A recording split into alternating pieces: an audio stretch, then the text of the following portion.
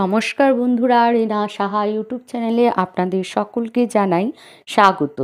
রবিবার মার্গশীর্ষ অমাবস্যার দিন পারলে এক মুঠো লবণ গোপনে ছড়িয়ে দিন বাড়ির এই স্থানে। বাড়ির সমস্ত বাস্তু দোষ দূর হবে, নজর দোষ দূর হবে, প্রচুর প্রচুর ধন সম্পত্তি ও টাকা পয়সা আসবে। মা কালী সর্বদাই অশুভ শক্তির বিনাশ করে থাকেন। এই কাজটি অঘ্রাণ মাসের অমাবস্যার তিথি অর্থাৎ মার্গশীর্ষের অমাবস্যার দিন যদি পারেন, তাহলে মা কালীর আশীর্বাদে আপনার পরিবার ভরে উঠবে সুখ শান্তি সমৃদ্ধিতে। চলছে অঘ্রাণ মাস। এই অঘ্রাণ মাসটি মা লক্ষ্মীর অত্যন্ত প্রিয় মাস। এই অঘ্রাণ মাসটিকে লক্ষ্মী মাস বলা হয়ে থাকে। ভগবান বিষ্ণু স্বয়ং বলেছেন, মাসের মধ্যে আমি মার্গশীর্ষ। তাই প্রত্যেক দিন ভগবানের পুজো পাঠ আরাধনা অবশ্যই করা উচিত। যদি আপনারা চান মা লক্ষ্মীর আশীর্বাদ আপনার পরিবারের ওপর সদা থাকবে, তাই কিছু কিছু উপাচার আছে, সেইগুলো যদি সঠিকভাবে নিয়ম বিধি মেনে পালন করতে পারেন, তাহলে বাড়ির বাস্তু দোষ মুক্ত হবে এবং নজর দোষ কাটবে। এবং যে বাড়িতে বাস্তু দোষ থাকে না, সেই বাড়িতে মা লক্ষ্মীর আশীর্বাদ সদা সর্বদা থাকে।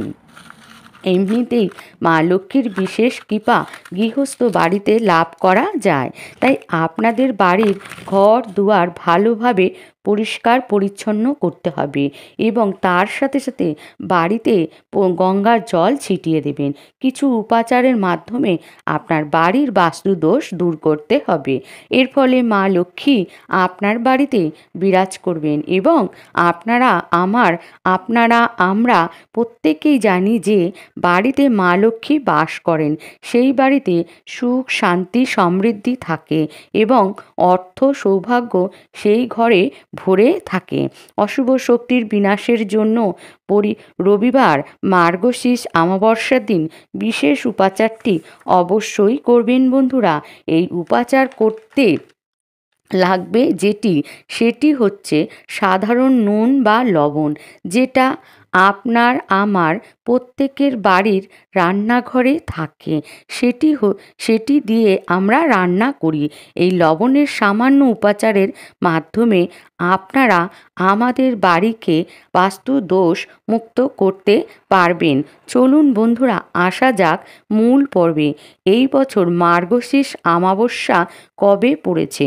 পঞ্জিকা অনুসারে তার পূর্ণাঙ্গ সময়সূচি, যদিও আগামী রবিবার 1 ডিসেম্বর 2024 রবিবার এই অমাবস্যা থাকবে, কিন্তু অমাবস্যাটি পড়েছে কিন্তু শনিবার দিন সকালে 9:54 থেকে।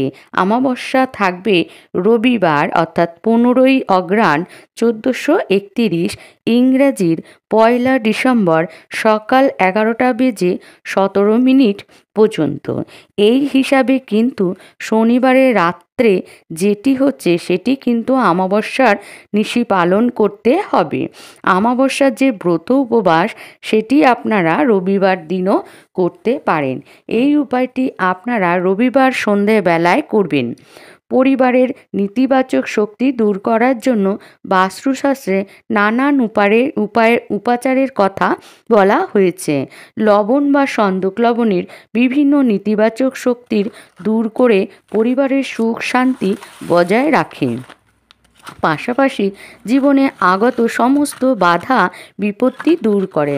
বাস্তুশাস্ত্রে নুন বা লবণের কিছু উপায় একাধিক বাস্তু সমস্যা দূর করতে পারে। লবণের এই উপায়ে আপনার বাড়িতে মা লক্ষ্মীর আগমনের পথ খুলে যাবে। পরিবারের সদস্যরা জীবনের সমস্ত ক্ষেত্রে সাফল্য লাভ করে এবং সুখ শান্তিতে জীবন ভরে ওঠে। অমাবস্যার তিথিতে আপনারা একটি কাচের বাটি নেবেন বা আপনারা কাচের বোতল নিতে পারেন। তবে বন্ধুরা, প্লাস্টিকের কোনো জিনিস ব্যবহার করবেন না। কাচের পাত্রে 5টি লবঙ্গ নেবেন।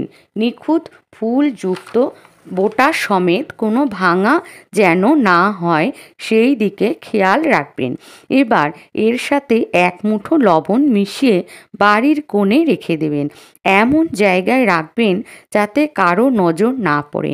এর ফলে মা লক্ষ্মী আপনার বাড়িতে আসবে এবং আর্থিক সংকট দূর হবে। পরিবারের প্রতিটি ব্যক্তি প্রতিটা ক্ষেত্রে সাফল্য লাভ করবেন এবং বাড়িতে অশান্তি, কলহ, বিবাদ, ঝগড়া, অশান্তি দূর হবে।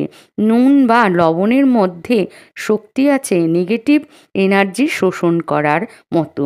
আর যদি কারো কুনজর লেগে থাকে যার জন্য আপনার পরিবারের বাস্তুদোষ সৃষ্টি হচ্ছে, অশান্তি সৃষ্টি হচ্ছে, তাহলে কিন্তু লবণের এই প্রয়োগে দূরীভূত হবে। এই যে নুনের পাত্রটি রাখছেন এটি 15 দিন অন্তর পরিবর্তন করবেন। লবণটি জলের মুখে ফেলে কল চালিয়ে দেবেন, তাহলে নুনটি জলে মিশে বাইরে চলে যাবে। আর যদি উপায় থাকে তাহলে কোনো প্রবাহিত জলে ভাসিয়ে দেবেন। আবার আপনি এই উপাচারটি করবেন। আপনারা সাদা নুন দিয়ে করতে পারেন, আর যদি সন্দক লবণ দিয়েও করতে পারেন। সন্দক লবণ অনেক বেশি শুদ্ধ হয় এবং যে কোনো টোটকা বা উপাচার করার জন্য খুবই লাভবান।